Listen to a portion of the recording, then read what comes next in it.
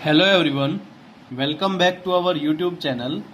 आइए कंटिन्यू करते हैं आपकी +2 क्लास की third unit electrochemistry. Last video में हम इलेक्ट्रोकेमिस्ट्री की definition, redox reaction, oxidation, reduction के बारे में पढ़ चुके हैं। मेटेलिक और इलेक्ट्रोलाइटिक कंडक्टेंस के नाम से हमने एक नया टॉपिक जो है वो स्टार्ट कर दिया था, जिसमें मेटेलिक कंडक्टर और मेटेलिक कंडक्टेंस जो है वो किन किन फैक्टर्स के ऊपर डिपेंड करती है, इन चीज़ों के बारे में हम पढ़ चुके हैं। ठीक है, तो आज इस वीडियो में हम डिस्कस करेंगे इलेक्ट्रोलाइट्स और इलेक्ट्रोलाइटिक कंडक्टर्स के बारे में। ठीक है, ये आपका सेकेंड टॉपिक है मेटेलिक कंडक्टर के बाद। ठीक है, तो देखिए हम बात करते हैं इलेक्ट्रोलाइट्स की। क्या होते हैं इलेक्ट्रोलाइट्स? ठीक है, तो इलेक्ट्रोलाइट्स जो हैं ऐसे मॉलिक्यूल्स या ऐसे आयन्स जिनको जब हम वाटर के अंदर अगर डिसोल्व कर देते हैं तो वो जो है अपने आयन्स में अगर डिसोशिएट हो जाएं, टूट जाएं, और वो जो आयन्स हैं उनकी वजह से हमारा सॉल्यूशन जो है वो इलेक्ट्रिसिटी को कंडक्ट कर पाए। ठीक है, तो उसको हम बोलेंगे इलेक्ट्रोलाइट्स। ठीक है, तो देखिए, these are the substance which allow the electricity to pass through them in their molten state और इन एक्वस स्टेट। ठीक है, तो क्या कहेंगे इनके बारे में?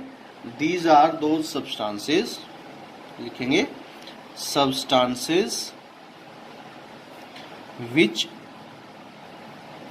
allow the electricity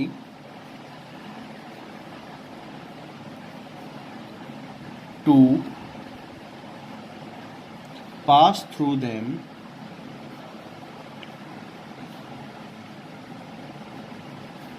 in molten or in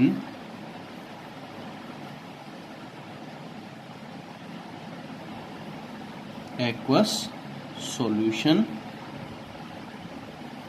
ठीक है, देखिए जैसे कि हम बात करें सोडियम क्लोराइड की, तो सॉलिड स्टेट में तो वो इलेक्ट्रिसिटी को कंडक्ट नहीं कर सकता, बट जब हम उसको मोल्टन स्टेट में पिघला लें या फिर अगर हम उसको एक्वा सॉल्यूशन बना लें, मींस वाटर के अंदर जब हम उसको डिसॉल्व कर लें, तो वो जो सोडियम क्लोराइड है वो अपने आयंस में टूट जाएगा। ठीक है, और इस प्रोसेस को हम कहेंगे इलेक्ट्रोलाइसिस। ठीक है, तो उसका जो है क्या हो जाएगा, इलेक्ट्रोलाइसिस हो जाएगा, और वो जो है इलेक्ट्रोलाइटिक कंडक्टेंस शो करेगा। ठीक है, तो ये जो है आयनिक कंडक्टेंस भी कहलाती है, क्योंकि ये जो कंडक्टेंस है ये किसकी वजह से है? आयन्स की वजह से है। ठीक है, जैसे जो हमारा NaCl था वो किस में टूट गया? आपका Na पॉजिटिव और Cl नेगेटिव में। ये जो है ये रिस्पॉन्सिबल होंगे कंडक्टेंस की वजह से,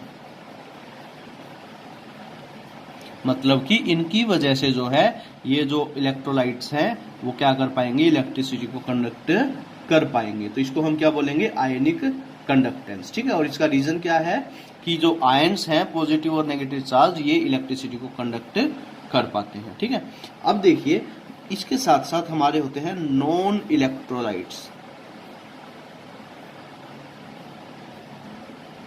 अब ये नॉन इलेक्ट्रोलाइट्स क्या होते हैं? वो सब्सटेंसेस जो मोल्टन स्टेट में या फिर एक्वस सॉल्यूशन की स्टेट में भी इलेक्ट्रिसिटी को कंडक्ट नहीं कर पाते। ठीक है, दोबारा से बोल रहा हूं मैं, वो सब्सटेंसेस जो इलेक्ट्रिसिटी को अलाउ नहीं करने देते अपने अंदर से किसी भी स्टेट में, चाहे वो मोल्टन स्टेट हो या फिर एक्वस स्टेट हो। अब ये जो इलेक्ट्रोलाइट्स हैं इसको हम दो टाइप से स्टडी करते हैं। ठीक है, इनको हमने दो टाइप में बांट लिया। एक तो होते हैं स्ट्रॉन्ग इलेक्ट्रोलाइट,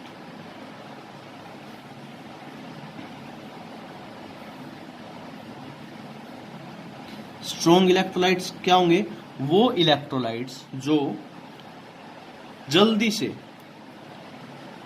कंप्लीटली डिसोशिएट हो जाएं जैसे ही उनको वाटर के अंदर मिक्स किया जाए। ठीक है, जो कंप्लीटली डिसोशिएट हो जाएं जैसे ही हम उनको वाटर के अंदर डिसोल्व करते हैं। ठीक है, कंप्लीटली लिख लेते हैं।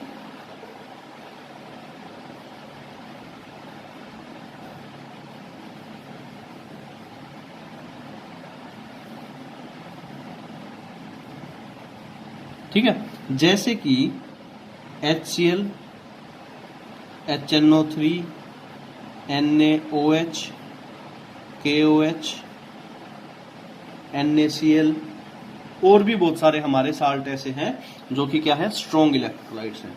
इसका दूसरे पहलू जो है वो है वीक इलेक्ट्रोलाइट।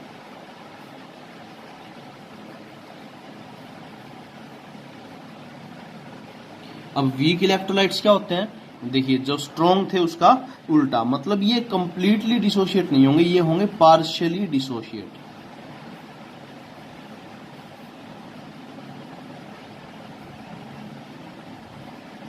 देखिए बिल्कुल आसान है। इलेक्ट्रोलाइट्स वो सब्सटेंस जो अपने अंदर से इलेक्ट्रिसिटी को पास हो जाने दे, मोल्टन स्टेट में या फिर एक्वस सॉल्यूशन की स्टेट में, जैसे कि NaCl हो गया, Na पॉजिटिव और Cl नेगेटिव, ठीक है। H2SO4 भी इसका एग्जाम्पल है, ठीक है। मतलब ये है कि आयंस जहां पे होंगे वो इलेक्ट्रिसिटी को कंडक्ट करेंगे। और स्ट्रॉन्ग और वीक इलेक्ट्रोलाइट जो है वो इस बेस पे हमने क्लासीफाई किए कि जितने ज्यादा आयंस वो प्रोड्यूस करेंगे जितने कम टाइम में, वही क्या होगा, उसका स्ट्रॉन्ग या फिर वीक इलेक्ट्रोलाइट को क्लासीफाई करने का तरीका होगा, ठीक है। और ये जो है कोई इलेक्ट्रोलाइट स्ट्रॉन्ग होगा या वीक होगा, ये डिपेंड करेगा डिग्री ऑफ डिसोसिएशन के ऊपर। अब डिग्री ऑफ डिसोसिएशन क्या है, ये हमने सॉल्यूशन वाली यूनिट में भी थोड़ा सा पढ़ा था कि कोई मॉलिक्यूल्स जो हैं वो कितने टूट सकते हैं, ठीक है, कितने पार्ट्स में टूट सकते हैं, वो क्या कहलाता है, डिग्री ऑफ डिसोसिएशन, ठीक है। जैसे मान लीजिए एक मॉलिक्यूल है वो 2 में टूट सकता है, ठीक है, तो हम सिंपली ये कह सकते हैं कि उसके लिए डिग्री ऑफ डिसोसिएशन जो है वो कितना है, 2 है, ठीक है। आगे देखिए हम बात करते हैं इलेक्ट्रिकल कंडक्टिविटी को या इलेक्ट्रोलाइटिक सॉल्यूशन को कौन कौन से फैक्टर्स जो है वो अफेक्ट करते हैं, ठीक है। Factors affecting,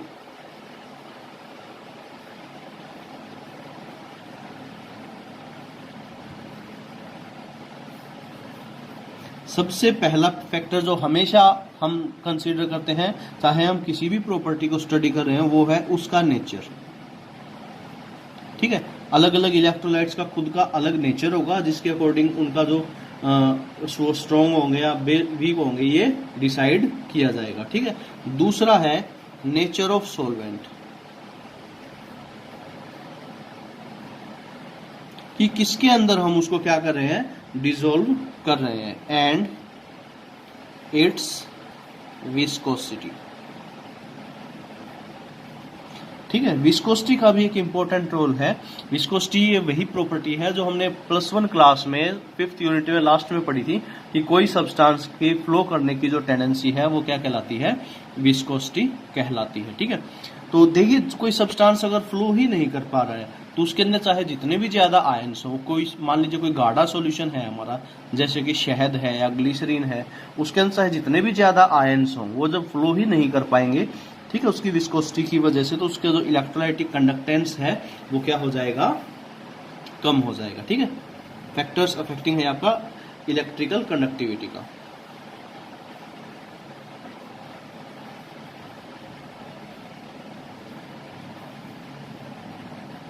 conductivity of electrolytes,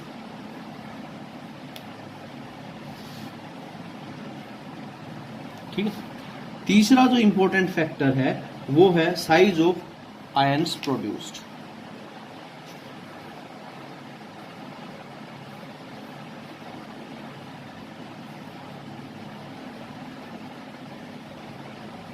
देखिए ये भी एक हमारा इंपॉर्टेंट फैक्टर है कि जो आयंस प्रोड्यूस्ड होंगे, ठीक है, जैसे Na positive Cl negative ions जो है वो प्रोड्यूस हुए यहाँ पे, ठीक है, तो इनका जो साइज है वो कितना है। अगर मान लीजिए बहुत ज्यादा ही बड़े साइज हैं तो डेंसिटी के अकॉर्डिंग अगर हम बात करें तो जगह तो ये ज्यादा घेरेंगे, बट कंट्रीब्यूशन जो है इनका कंडक्टिविटी के लिए वो क्या रहेगा, कम रहेगा, ठीक है।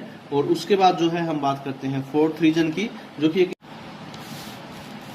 नेक्स्ट जो है आपका इंपॉर्टेंट जो है वो है कंसंट्रेशन। अक्सर एग्जाम में जो है इससे रिलेटेड क्वेश्चन जो है पूछ लिए जाते हैं। तो कंसंट्रेशन जो है उसका बिल्कुल सिंपल रोल है, higher the concentration less is the conductance, higher is the concentration, less is conductance, जितनी ज्यादा कंसंट्रेशन होगी कंडक्टेंस जो है वो उतनी ही क्या हो जाएगी, कम हो जाएगी। ठीक है, ऐसा इसलिए होगा कि in weak electrolytes the ionisation is less. Weak electrolyte में तो आयनाइजेशन जो है वो कम होगा, जबकि स्ट्रॉन्ग इलेक्ट्रोलाइट्स जब होंगे तो उनके बीच में इंटर आयनिक अट्रैक्शन जो है वो इतना ज्यादा हो जाएगा ज्यादा कंसंट्रेशन पे कि वो जो है कंट्रीब्यूट ही नहीं कर पाएंगे। ठीक है, तो आमतौर पे या जनरली हम जब इसको कंसीडर करें तो हम ये कह सकते हैं the conductance of an electrolyte increase with decrease in concentration. मतलब कि अगर हम कंसंट्रेशन को कम करते हैं तो जो है कंडक्टेंस जो है वो क्या होगी, बढ़ेगी। ठीक है, तो कंडक्टेंस हम सिंपली क्या कहेंगे, कंडक्टेंस कब बढ़ेगी, जब कंसंट्रेशन को डिक्रीज करेंगे। ठीक है, और फिफ्थ फैक्टर है वो आपका टेम्परेचर।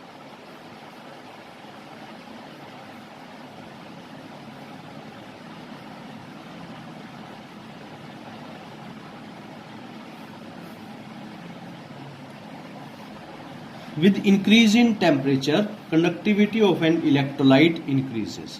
बिल्कुल सिंपल, जितना ज्यादा टेम्परेचर करेंगे उतनी ही ज्यादा जो है कंडक्टिविटी होगी। ठीक है, तो increase in temperature, increase in conductivity.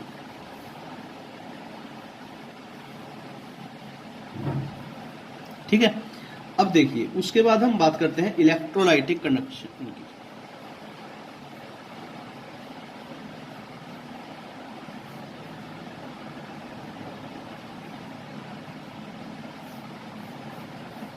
कि इलेक्ट्रोलाइटिक कंडक्शन जो है वो क्या होता है। कंडक्टेंस की हम बात करते हैं। हमने प्लस 10th क्लास में एक लॉ पढ़ा था, V is equal to I R. I hope कि आपको याद हो, ओम लॉ था ये आपका, फेमस लॉ था, एक अक्सर एग्जाम में जो है इससे रिलेटेड क्वेश्चन जो है वो पूछा जाता था। तो ये देखिए V जो है ये होता था पोटेंशियल डिफरेंस। ठीक है, I जो है वो होता था हमारा करंट, R जो है वो होता था रेजिस्टेंस। ठीक है, तो जैसे रेजिस्टेंस होता है इसका उल्टा जो है रेसिप्रोकल जो है वो होता है कंडक्टेंस। ठीक है, रेजिस्टेंस का बिल्कुल उल्टा। ठीक है, रेसिप्रोकल जो है रेजिस्टेंस का क्या कहलाता है, कंडक्टेंस। ठीक है, रेजिस्टेंस की डेफिनेशन हम क्या कहते थे, it is the oppose shown by any conductor. ठीक है, कंडक्टेंस हम क्या करेंगे, the power of any electrolyte to conduct electricity. ठीक है, तो कंडक्टेंस को हम क्या डिफाइन कर सकते हैं, the power of an conductor to conduct electricity. ठीक है, बिल्कुल सिंपल है। क्या कंडक्टेंस का मतलब the power of an conductor to conduct electricity. ठीक है, ये आपकी कंडक्टेंस की डेफिनेशन थी। ठीक है, अब देखिए कुछ छोटी छोटी डेफिनेशंस और कंसेप्ट जो है वो एक बार जल्दी से हम क्या कर लेते हैं, रिवाइज कर लेते हैं। सबसे पहले हम बात करते हैं ओम लॉ की। क्या है Ohm law, V is equal to I R. Voltage applied अगर हम देखें तो वो इसके इक्वल होगी I इंटू आर, मतलब कि current passing through the conductors into R. ठीक है, या V is proportional to I भी इसको कहा जाता था। ठीक है, तो इसमें अगर हम बात करें R की, ये क्या आपका रेजिस्टेंस। रेजिस्टेंस क्या होता था, oppose shown by any conductor to pass when an electricity pass through it. और R के बारे में हमने क्या पढ़ा था, R is proportional to L by A. Resistance जो है वो डायरेक्टली प्रोपोर्शनल है लेंथ के और इनवर्सली प्रोपोर्शनल है एरिया ऑफ क्रॉस सेक्शन के। इसको हमने फिर क्या लिखा था, R is equal to rho L by A. और जो रो है इसको, जो रो है इसको हमने क्या नाम दिया था, रेजिस्टिविटी।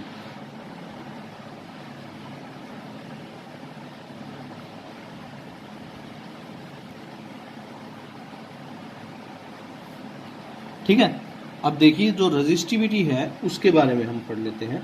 ठीक है, सॉरी, जो R है रेजिस्टेंस है इसकी यूनिट क्या थी, ओम, क्योंकि ओम ने इसके बारे में बताया था। अब बात करते हैं रेजिस्टिविटी की।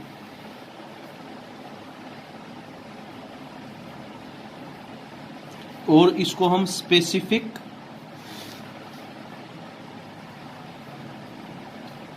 रेजिस्टेंस भी कह देते हैं। रेजिस्टिविटी और स्पेसिफिक रेजिस्टेंस, ठीक है। देखिए हम यहां से ऐसे लिख सकते हैं कि rho is equal to R into area of cross section divide by L, ठीक है। तो अगर हम इसकी यूनिट बनानी हो तो हम क्या लिखेंगे, रेजिस्टेंस की यूनिट ओम इंटू एरिया की यूनिट मीटर स्क्वायर या सेंटीमीटर स्क्वायर, ठीक है, और डिवाइड बाई लेंथ की यूनिट मीटर। तो 1m से 1m कैंसिल, ये हो जाएगा आपकी स्टैंडर्ड यूनिट ओम मीटर। या फिर अगर एरिया और लेंथ जो है वो अगर आपके सेंटीमीटर्स में है तब आप जो है क्या लिख सकते हैं, ओम सेंटीमीटर, ठीक है। तो रेजिस्टिविटी को अगर डिफाइन करना हो तो आप कैसे डिफाइन करेंगे,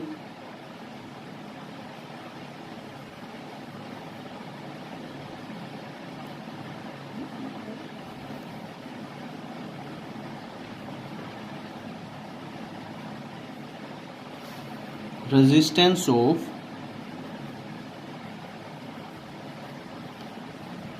a conductor whose area of cross section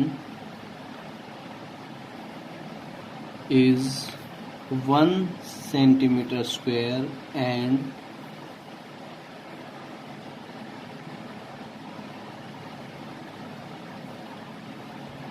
length is 1 centimetre. ये आपकी होगी रेजिस्टिविटी, ठीक है। यूनिट क्या होंगी इसकी, ओम मीटर या फिर ओम सेंटीमीटर, ठीक है। अब हम बात करते हैं कंडक्टेंस की। प्रॉपर जो कंडक्टेंस है हमारी,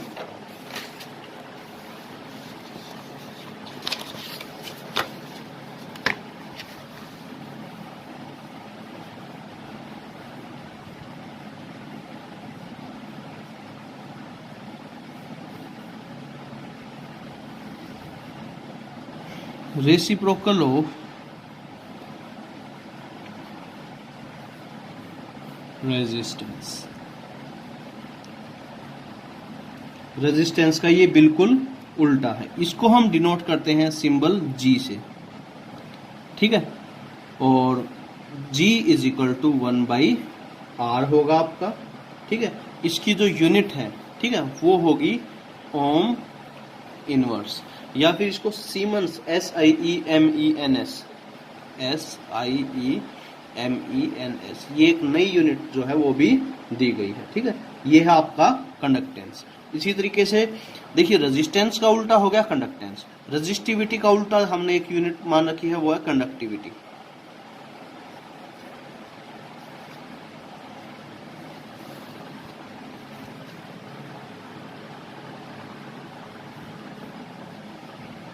ये क्या है, रेजिस्टिविटी की उल्टी। मतलब कि अगर हम इसको डिनोट करें सिंबल कप्पा से, इसको एक सिंबल जो है वो हमने डिनोट कर रखा है कप्पा के जैसा, ये इज इक्वल टू 1/ρ, ठीक है।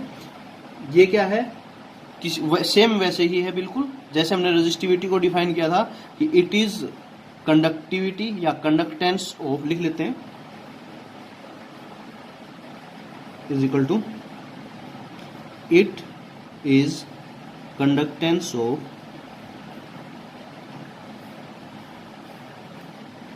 a solution or metal having area equal to 1 centimeter square and length of cross section is equal to 1 centimetre. ये भी क्या होगी आपकी कंडक्टिविटी की डेफिनेशन होगी, ठीक है। तो अब जो कंडक्टिविटी है फिर हमें क्या करना पड़ेगा, उसको यूनिट भी देनी पड़ेगी। तो कंडक्टिविटी की यूनिट क्या हो जाएंगी, 1 डिवाइड बाय रेजिस्टिविटी की यूनिट, और रेजिस्टिविटी की यूनिट क्या थी हमारी, ओम सेंटीमीटर। तो ये आ जाएगा आपका ओम इनवर्स सेंटीमीटर इनवर्स। और इसको सिंपली हम कैसे लिख सकते हैं, ये ओम का सिंबल इनवर्स और फिर ये सेंटीमीटर का इनवर्स, या ओम इनवर्स जो है उसको हमने क्या लिख लिया, सीमन, पीछे भी लिखा था जैसे कि, तो सीमन सेंटीमीटर इनवर्स। ठीक है, तो ये है आपकी एसआई यूनिट। ठीक है, उसके बाद हम बात करते हैं मोलर कंडक्टिविटी की या मोलर कंडक्टेंस की। ठीक है,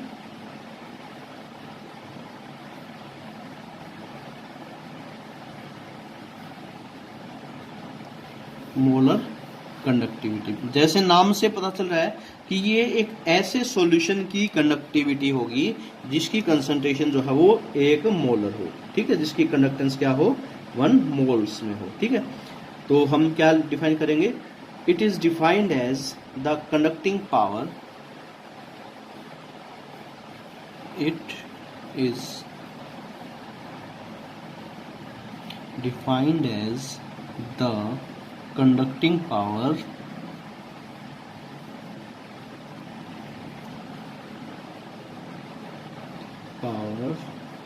of all the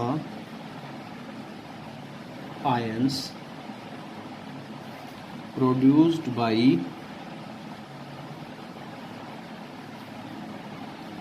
dissolving